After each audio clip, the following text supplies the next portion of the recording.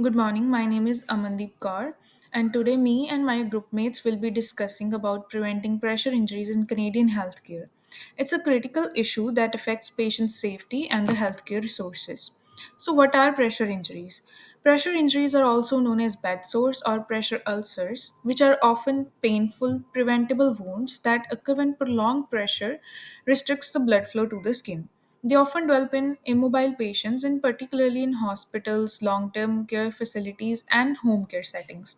So, these injuries cause avoidable pain, slow down recovery, and increases the risk of infection. They also increase the length of the hospital stays and require extra medical interventions, which adds to the workload of the healthcare workers.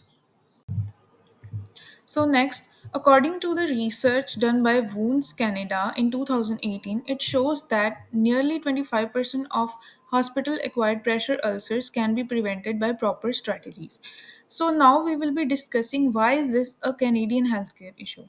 The Canadian Institute for Health Information 2023 identifies pressure injuries as a significant contributor to the patient harm and healthcare cost. Treating these wounds require additional medical care, staff time, and resources, which puts further strain on the healthcare system.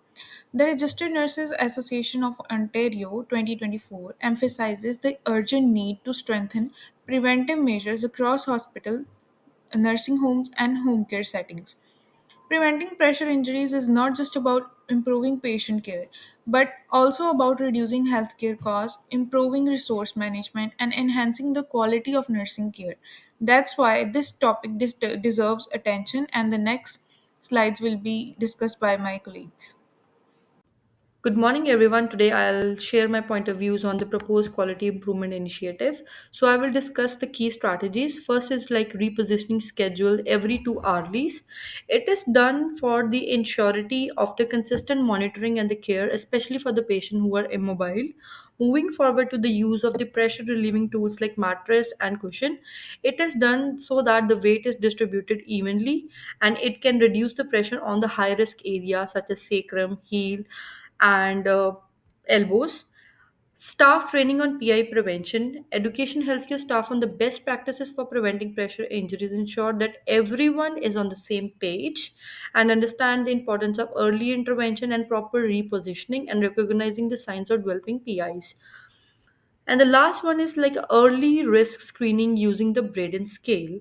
Braden scale is a tool used to assess a patient risk for pressure injuries based on the factors like mobility, nutrition, and skin moisture.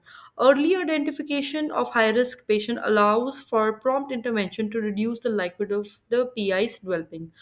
And my next slide is now, in this slide, I'll discuss the study evaluating the outcomes. How will we know it's working? We will know by fewer hospital acquired PIs, like compared rates pre and post initiative. In this, we will see that a decrease in PI rates indicates the effectiveness in staff adherence and audit compliance and observed daily practices. In this, we will see that higher compliance suggests the initiative is being implemented properly or not. Patient outcomes like satisfaction or with hospital stay length. Use patient surveys to assess comfort and care quality. A reduction in PI cases should also correlate with the shorter hospital stays and higher patient satisfaction. By these all metrics will show whether the present preventive strategies are working and helping identify the areas for the improvement or not. Now my next slide will be discussed with my next teammate. In this slide, I'll be talking about some barriers and how we can overcome these barriers. So, one of the biggest challenges in preventing pressure injuries are barriers like lack of staff training, limited access to pressure relieving equipments, high patient to nurse ratios, and budget limitations. To address these issues, we need targeted solutions. So, first can be regular training programs that we can provide to our nurses. Second can be hospitals that they can invest in essential resources like pressure relieving mattresses, repositioning tools, and other pressure injury prevention tools. Third, improving staffing policies can help ensure that patients receive the attention that they need. Lastly, Implementing clear protocols and accountability measures can create a culture of prevention. By addressing these barriers with effective solutions, we can enhance the patient care, reduce complication, and ultimately improve healthcare outcomes. Hi everyone. I am going to talk about impact on nursing, leadership and patient. First one is for nurses.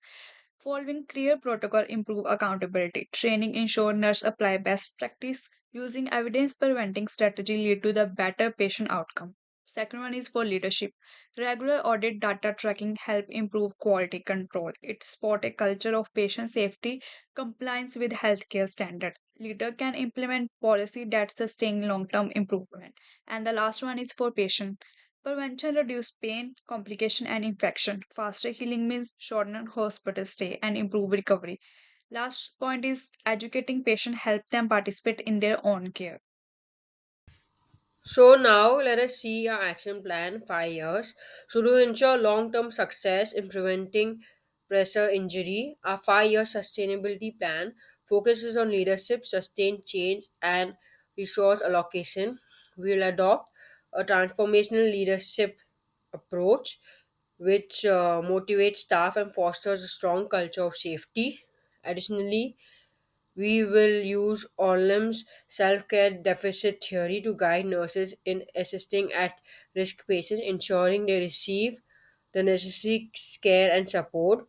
To sustain these changes, we will implement annual training and competency evaluations to reinforce best practice among healthcare staff. Pressure injury prevention will be embedded into hospital policies, ensuring it remains a priority in patient care. Leadership accountability will be maintained through regular audits, and we will strengthen our impact by collaborating with organizations such as RNAO and the Healthcare Excellence Canada to align with best practice and innovation. By focusing on these strategies, we aim to create a sustainable approach to prevent pressure injury, ensuring improved patient care and long term success in reducing hospital acquired pressure injuries. Now is the conclusion, a call to action. So pressure injuries remain a preventable issue in Canadian healthcare system, yet they continue to impact patient safety and quality of care. By implementing evidence-based prevention strategies, we can significantly reduce harm, improve patient outcome, and enhance overall healthcare standards. Nurse leaders play a critical role in sustaining these quality improvements by fostering a culture of accountability, education, and innovation within their teams. As a future nurse leader, it is our responsibility to drive sustainable changes through evidence based practice, teamwork, and innovations. We can create a lasting improvement in pressure injury prevention and patient care. This time is to act now. By working together and committing to best practices, we can make a meaningful difference in the lives of our patient. So these are the references that we have used.